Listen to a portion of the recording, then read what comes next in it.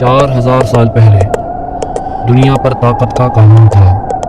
نمرود خود کو خدا کہلواتا تھا اور آزر اس کا سب سے بڑا بت ساز تھا۔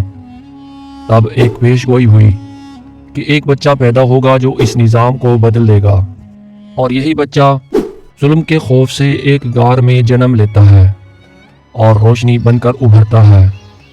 وہ بچہ تھا حضرت ابراہیم علیہ السلام۔ پاپا، آپ ایسی چیزوں کو سجدہ کیوں کرتے ہیں جو نہ سن سکتی ہیں، نہ دیکھ سکتی ہیں، اور نہ ہی کسی مشکل میں آپ کے کام آ سکتی ہیں؟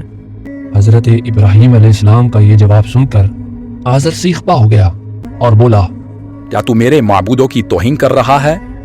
اگر تو باز نہ آیا تو میں تجھے سنسار کر دوں گا۔ اگر آپ جاننا چاہتے ہیں کہ وہ لمحہ کب آئے گا کہ جب حضرت ابراہیم علیہ السلام صرف بولیں گے نہیں بلکہ پوری قوم کے خداؤں کو ایک ہی بار میں بے بس کر دیں گے۔